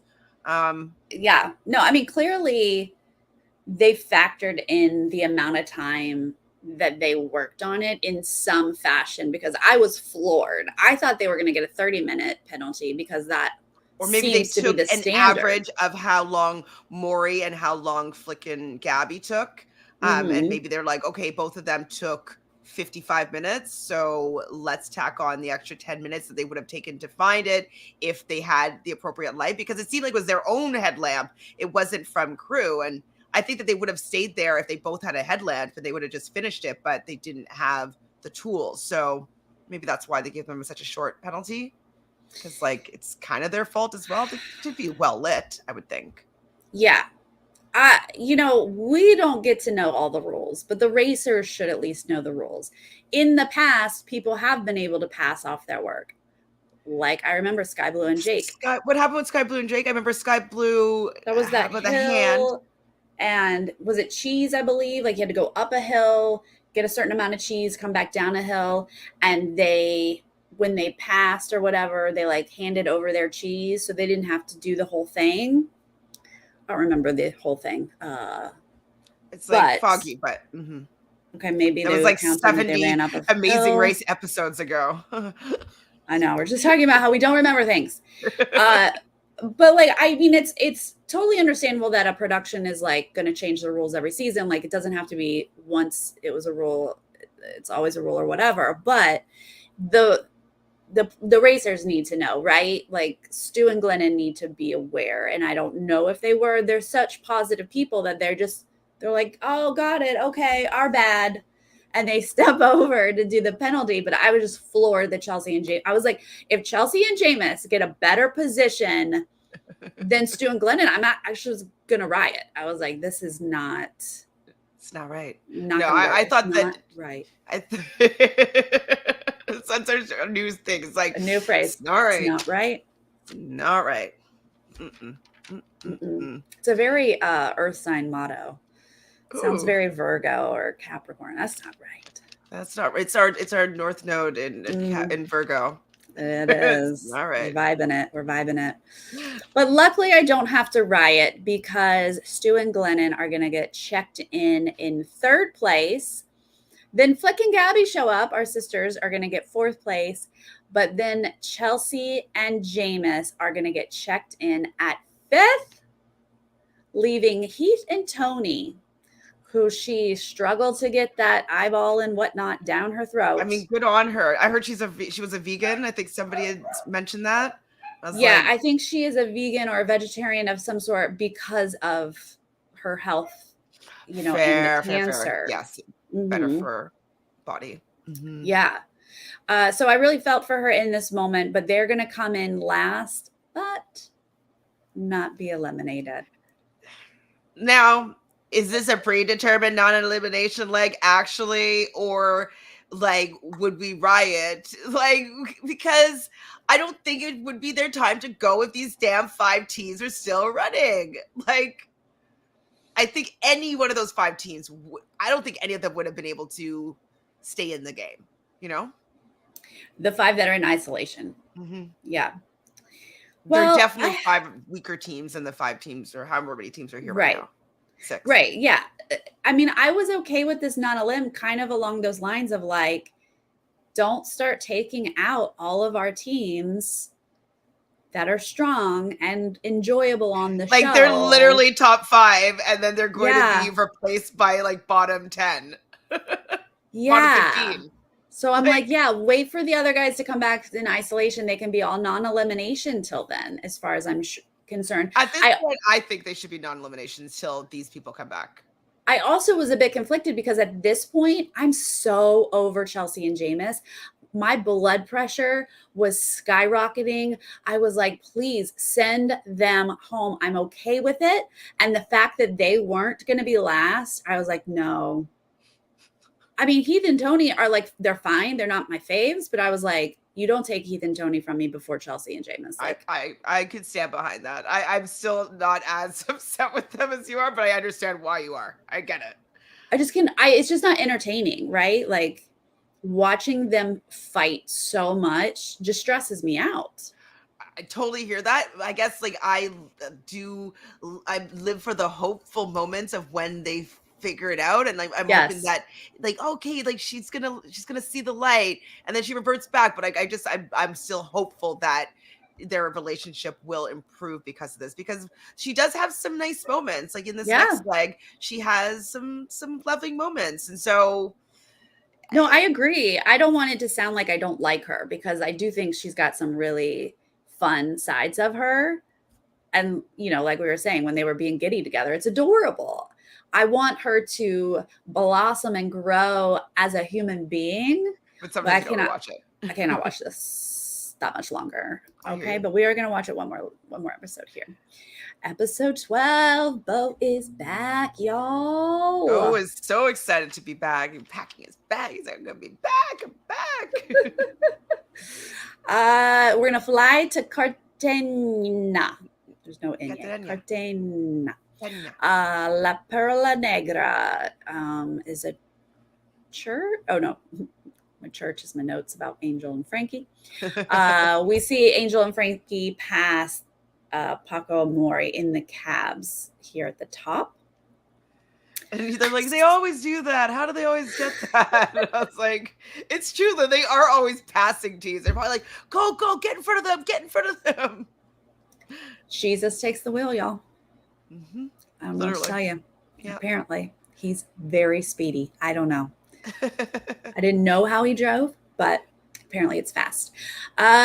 Special delivery. Make 10 arepas and deliver them to some kids.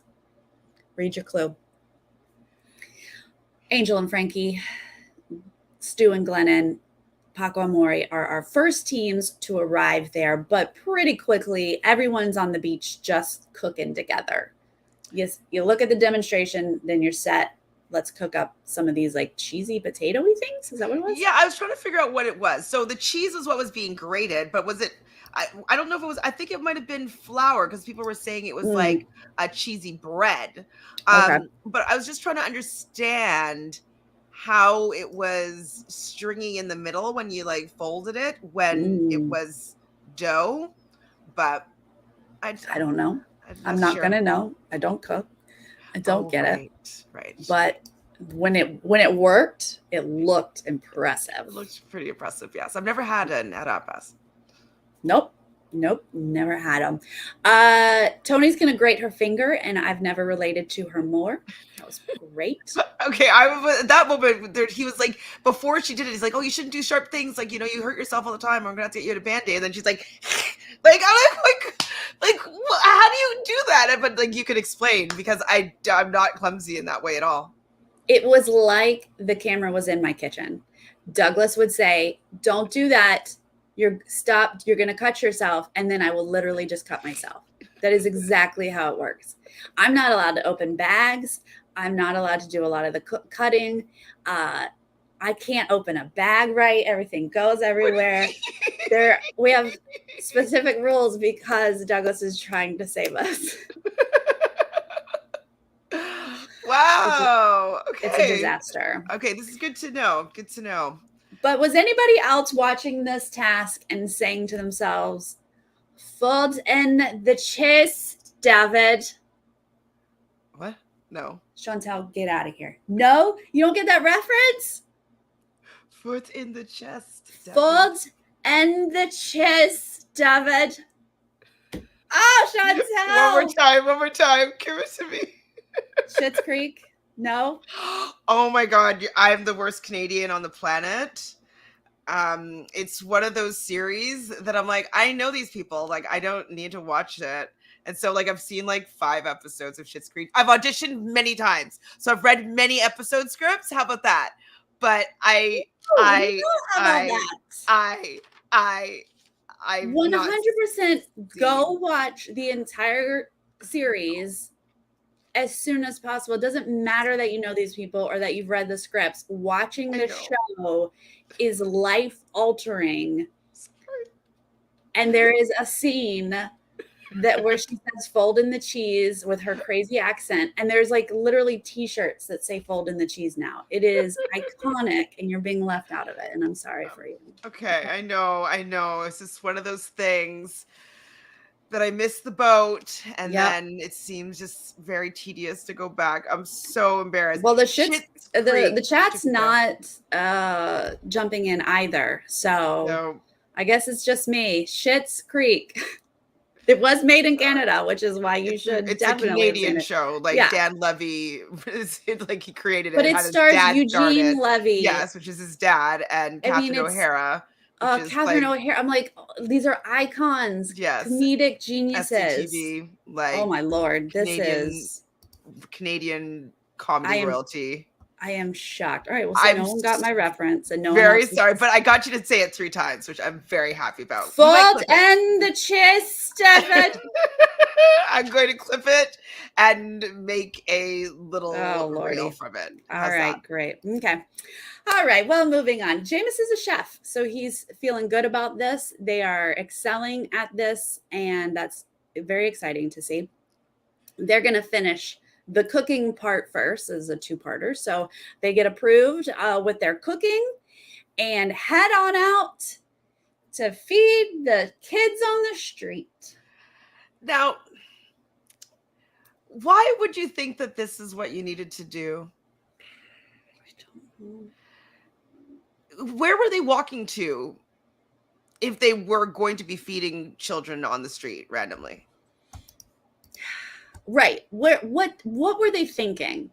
That they were headed to a certain location and feeding people on the way? Because it seems like they only read the feed the children part. Yeah. But where were they going? Why were they walking? Which children? Where? Where's the next clue? What do you have to do? These are all very good questions. I just say start with your clue. And what does it say? Because it clearly before you leave where you are, I mean, like, it's kind of like getting directions, right? Right. Like, I would probably want to know where I'm going before maybe I'd start driving there, maybe, but I would be reading the clue or reading the map or like mapping it out en route. You know what I mean? I wouldn't just like go blindly and then just expect to be there and do the right thing. It's very weird that they didn't just read it once. No, and apparently, like, they do check in, like, partially on their way. Like they don't end up somewhere and then realize they're wrong. Like something clues them in to read their clue. Well, because they had Tony behind them. And then they're like, oh, we're close. Like, let's just get there. And Chelsea's like, no, we need to go back. We're going to need to go back. We need to have 10 of these things. And Jameis was like, oh, let's just keep going. Let's keep going. Like, because I wasn't sure. Maybe they'd be like, well, maybe you did complete them all. And, the camera guy can let her know, like, they did. Like, they gave a couple away. Maybe. But, no. Well, of course, instead of turning around and fixing their mistake, they're going to just realize their mistake and keep going angrily and upset with each other, blaming each other because Chelsea cannot take responsibility at all. But Heath and Tony are going to get the next out with their cooking and be kind of right behind them when they get to the school area with the kids, the school. But of course, Chelsea and Jameis are going to get turned away. They're going to have to go back screaming and yelling the whole way because you don't have 10 of them. You gave them away basically instead of doing the actual challenge in front of you. You didn't write down though when Bo was describing what they're going to be doing with this challenge with all the kids around him and Marina there and hugging up on Marina. Like he was so sick of being isolated. He was just like, I need to hug somebody. He's like, no one has touched me in 10 days. Please. Can I touch all of you guys? Don't worry about it. I have antibodies. Exactly. He's just like, hug me, please. Hug me, please. Heath and Tony deliver. They're out first. They do tell the parents, hey, we have 3 that we made that we didn't cook on our table. Go ahead and take those. I don't think we see it play out, or I didn't notice it if it did play out. Our sisters finish. They do so well, the lady wants to hire them. Yeah. They're cooking. Angel and Frankie do not. They're the only team that doesn't get passed for their cooking. And I was like, ooh, we found their Achilles heel. Right? Some cheesy bread. Well, she says she's not into cooking. And Frankie, I guess, didn't do it well. I'm not sure. But they're going to still be there cooking, doing their redo when Chelsea and Jameis show back up, just straight up doing a comedy bit. It did seem like a bit, like literally, like she's like, I think she was ahead of him, like, and just like yelling. And then you just see Angel and Frankie just laughing. She's like, it's so ridiculous. It felt like, yeah. We're back because he fed the kids. La la la. She told me to, like, it was just, oh my God, the two of them are hilarious, except that you start to worry about them. Yes. All right, where are we here? Okay, the kids are pure joy. I wrote down with 3 exclamation points because we do get quite a little montage here of people dropping off their deliveries and the kids just cheering, and it's so cute. And people are touched and, getting emotional about this. How are those eye ducts? Are they dry? My eye ducts were dry, but my heart did a pitter patter. A pitter patter. Okay. When Stu and Glennon. When they dry? Well, they're dry, but I had feelings. Stu and Glennon made me feel things because Stu got emotional. It meant something to them, and if I had moisture in my face, it would have welled up. But I lack. Now, just curious, do you sometimes when something's sad or before the tear is going to come, I get kind of like a tingle in my eyes or whatever. Like, do you get like that little like stingy kind of tingle? So if I want to make myself cry, I have to think about like making right here kind of do this like tingle thing, and like I can make the cry come. Like, this doesn't sound familiar. Interesting. I'll start to feel it in my chest first of like, oh, feelings, but it takes a while to like actually produce tears. I know sometimes I just like I can feel it, and then it's like it's right here, and then it's behind my eyelids, and then it cries comes. Interesting. Okay. I've heard about people who are in touch with their emotions. Sounds lovely. I mean, it's something I grew into. You know what I mean? Like, I didn't cry until I was like 19. You know. Well, good on you. I do cry though, guys. It does happen. But it did not happen here, but I did have feelings and I appreciate that. So obviously our parents are going to finally get this done and be out last. Which is, I'm happy. I'm happy that they got through it. Yes. Like that. They survived. They I did don't it. want them to ever quit. Because I think that they'll be even more mad. She'll be more mad at herself if she ends up quitting one of these tasks. So I know she's like kicking and screaming, but she does at least still follow through and complete things, you know? Yeah, true. Yeah. Banana exchange is our next task here. They have to sell 20,000 pesos of fruit while one person's going to carry it on their head. These tasks stress me out. This is if I were to rank all the tasks I ever want to do on The Amazing Race, this is the least. Yeah. Selling is hard for me. Talking to people and convincing them to give me something stresses me out. No retail for you? No commission based retail? Yeah, I have worked in retail and maybe that's why this is so stressful. I want to just do it on my own, right? Like I don't want to be dependent on someone having to give me something. And especially if there's a language barrier, like I would really be stressed out. But this one didn't seem bad. Like this one seemed fairly simple. I was wondering if like the Amazing Race Australia went around and the people in the area, I'm like, we're going to give you a little money. Will you go and buy some fruit maybe? You know what I mean? Like I feel like, not that they were placed there, but they might have gotten a little incentive to stay there and maybe buy some fruit. Right. The people that were there when they were setting up, hey, stay. You'll be on camera. You know, we'll give you some money. Yeah, they all had to sign their waivers and stuff like that. So maybe they each got a couple of dollars to spend if they choose to. Yes, it did feel that. This one was not as stressful as some have been in the past. But Heath and Tony are going to get there first, and they get real lucky. They look for a tourist because they don't speak Spanish. And they find a couple or a trio maybe, and they just straight up give them the 20,000 pesos immediately. Boom, they're done. Wouldn't you? It's $6 or $7 is what someone was saying conversion wise. So I guess, but that was pretty lucky to get it right off the bat. I don't know if I would have thought to go to a tourist right away, but that's something that's going to be on my mind anytime I'm in that situation from now on. So smart. Thank you.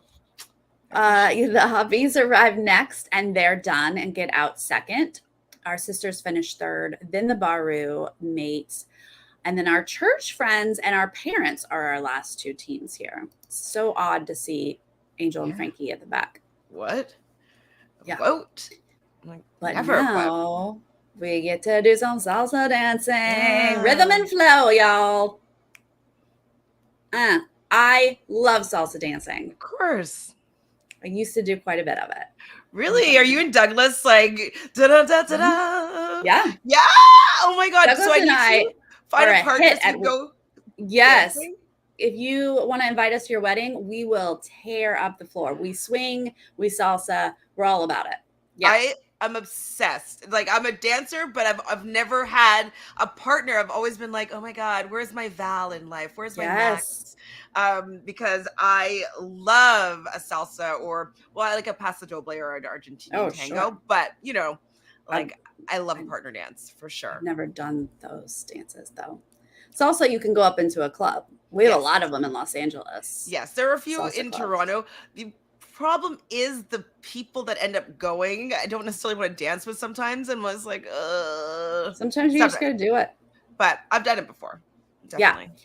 Yeah. Very exciting. All right. So, but everyone has to do it. This isn't like, you know, you get to pick a detour here. Everyone's going to have to dance.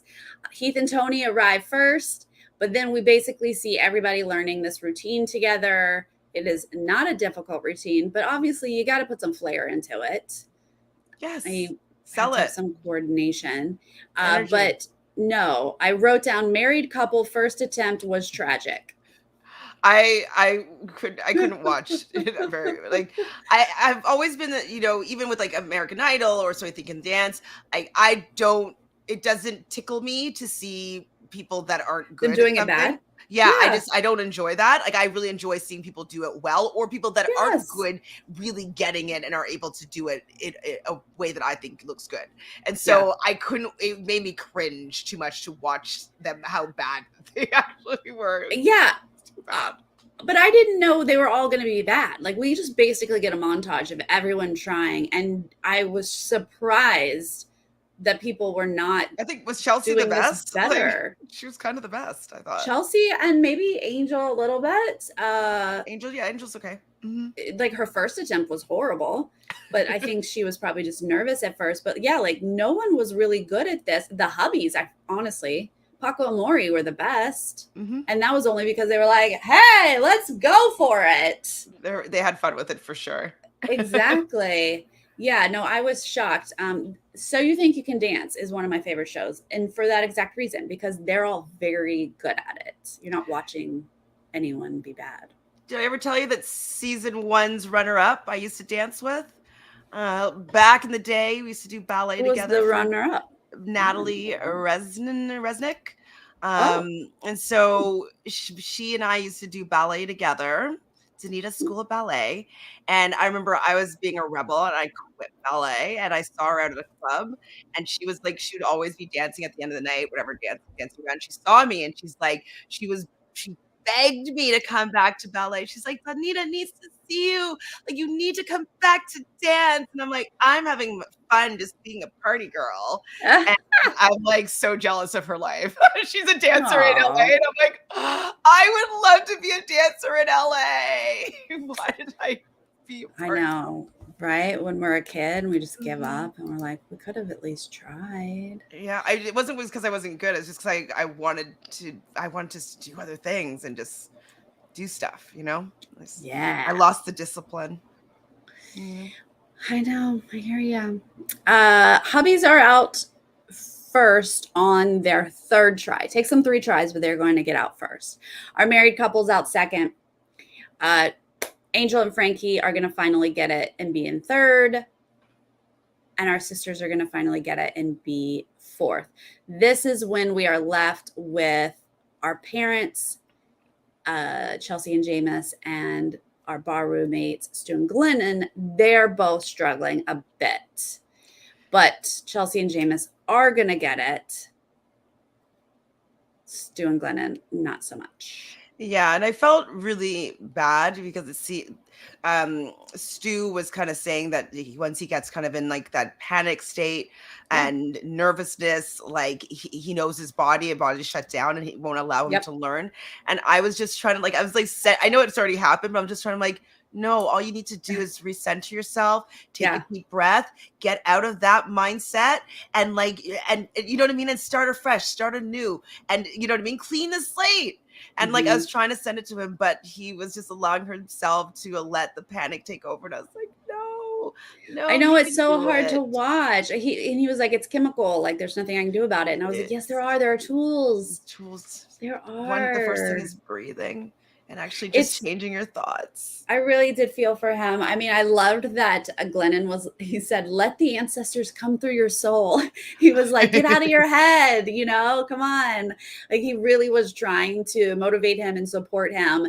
But ultimately, Stu's going to call it and be like, I'm not going to be able to do this. I'm not going to do this.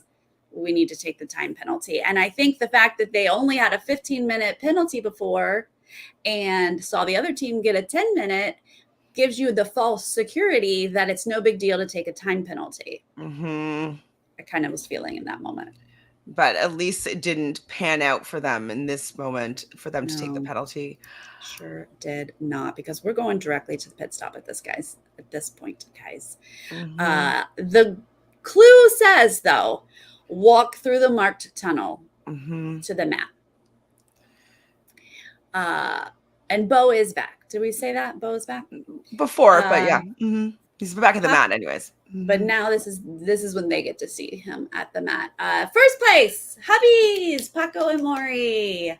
Yay. Then we see Angel and Frankie walking up. But he's like, did you go through the tunnel? And she's like, they just turn around and go back.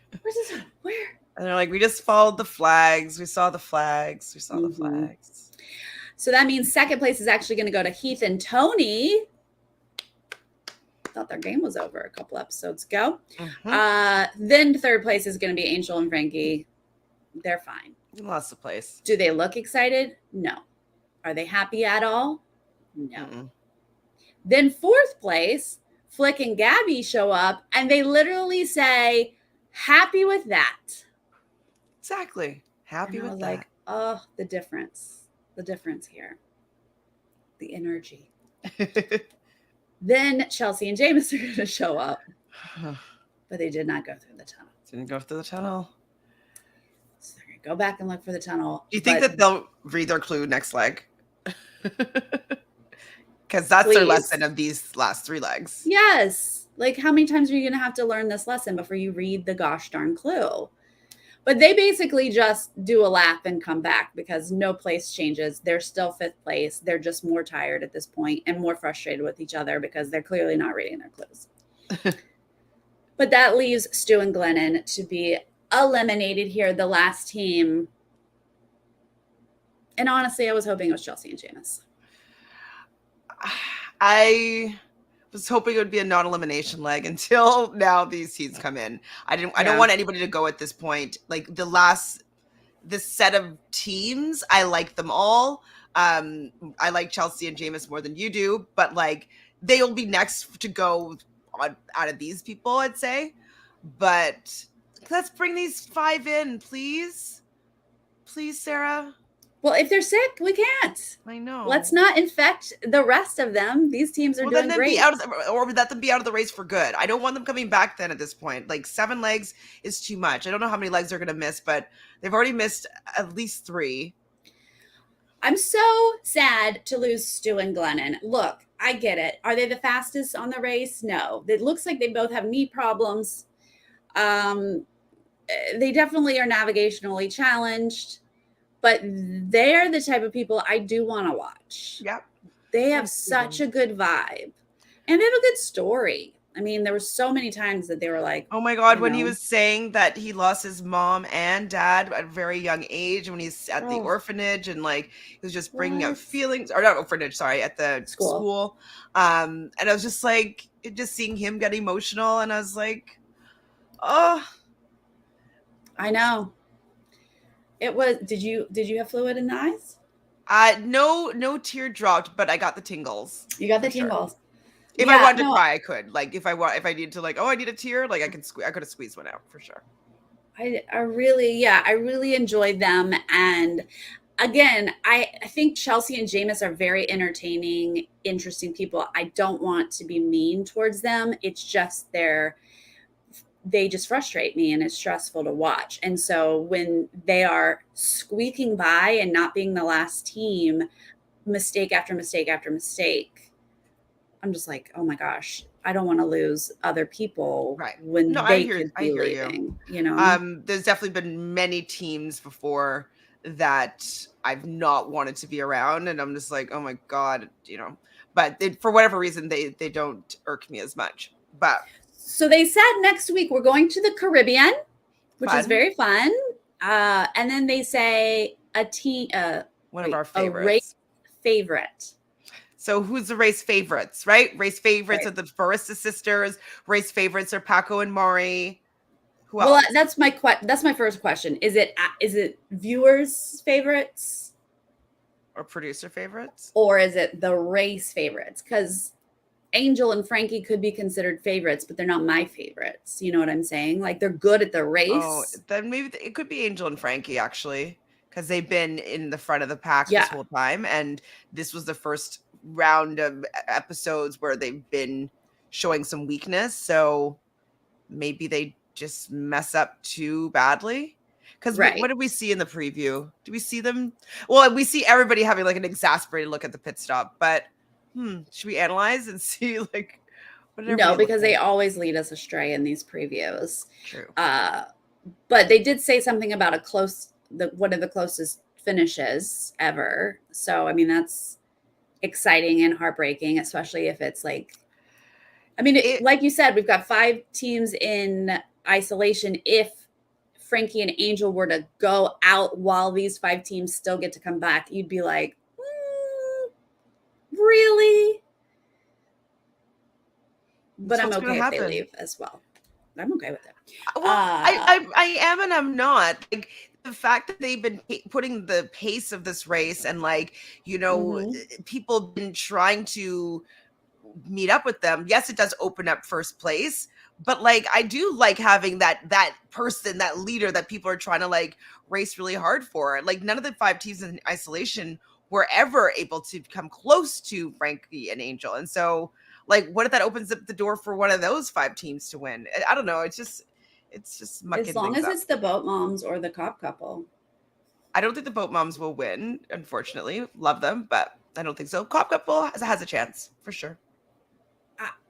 At this point, like when do they come back? Like there's only like, I don't know, episode 20. Like, I don't know. It's really right annoying. because you have to quarantine for a certain amount of days.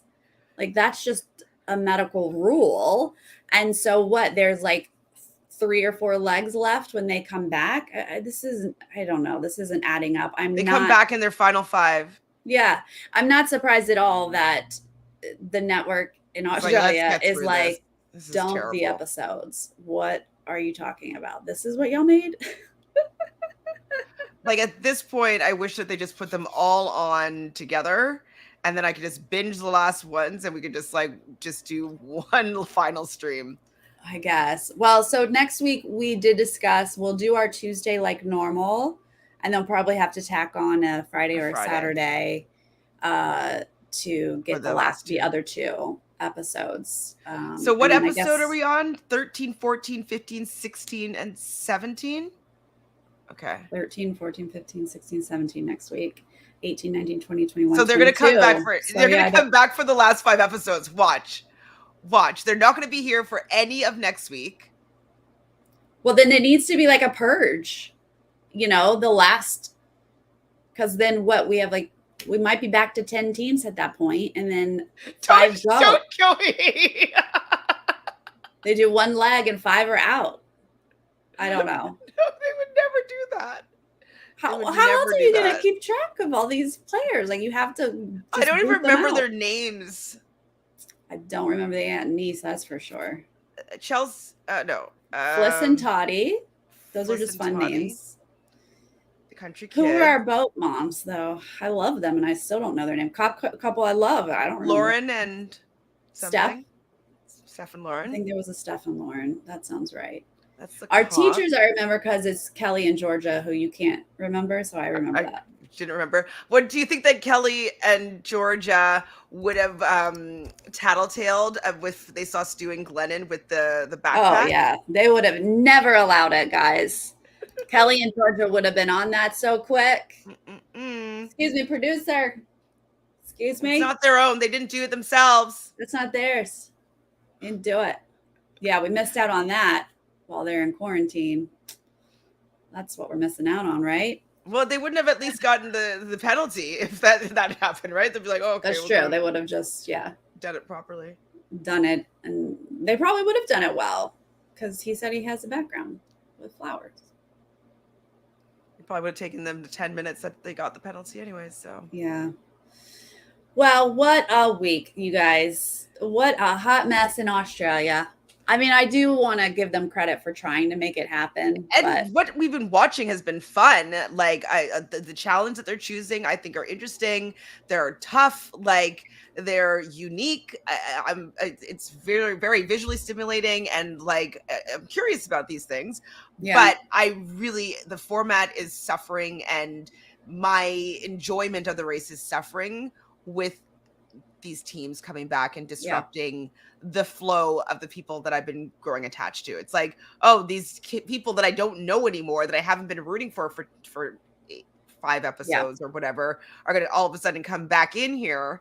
And what? Like, I'm supposed to care? Like, I don't want them here. I don't like them as much because I don't know them as much. I don't know them. I mean, but let me tell you this. If next week our hubbies or our sisters go into isolation, I definitely riot. I'm done. I'm not done.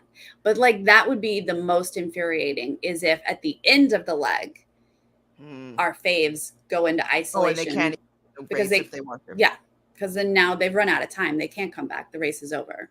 Like that would be awful, right? That would be awful.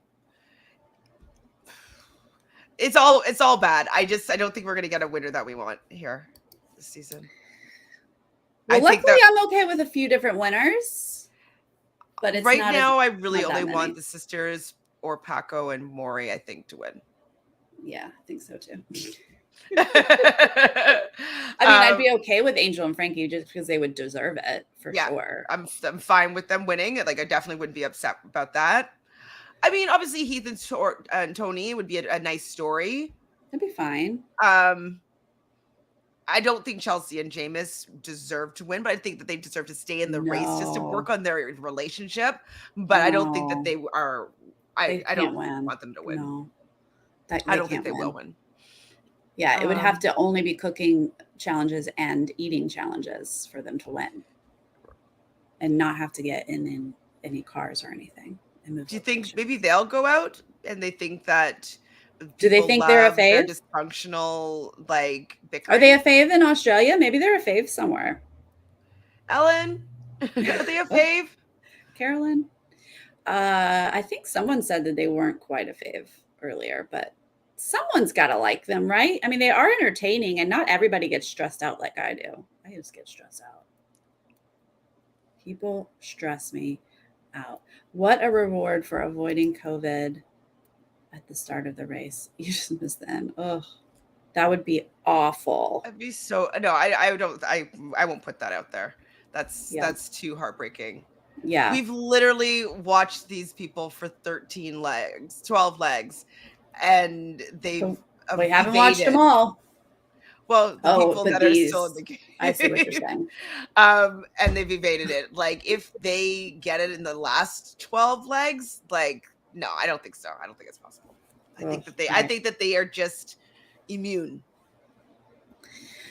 Well, you guys, we did it. It's another week. We got through it. Not to mention all the gazillion other shows that we are watching currently.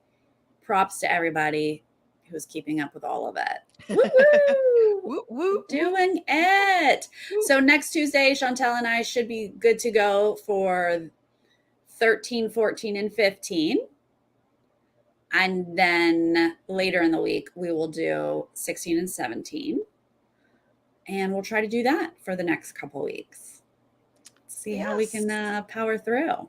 Well, I mean, I wouldn't be surprised if they're doing 5 episode, maybe they're just going to like try to get these last 2 weeks done. That's it. 2 weeks. That's 22 episodes. They're done. That's it. Thank you, Carolyn. Thank you. We need it. We need the little love. Little pat's back. Big Brother finale this weekend, guys. Get ready. Oh, we're missing the recap that's happening right now. Is it now 8 or 9? Did we just finish? Oh, right. There's a clip show. It's 9:00 on the East Coast. Oh, it starts at 9? I rarely pay attention to that. I will fast forward. I'm gonna watch it, but I'm not gonna. I think I've for the last 2 seasons, I think I did the RHAB actually, because I was like, I feel like I've watched it before, and then we just like make fun about how much that we didn't need to watch it. Yeah, no, I sort of just like fast forward through to see if there's like any game stuff that I care about, because sometimes they do throw in, some confessional diaries, but I don't enjoy the clip montage usually of the past. All right. Thank you guys for hanging out with us. I appreciate it. Chantele appreciates it. And if you're joining us later, leave a comment. Let us know how you feel about this hot mess. Who are your favorite teams? Who do you think is going to go? Yes, right. Who's the race favorite who might leave next week? Let us know. All right, y'all have a wonderful weekend. We'll see you next time. Bye.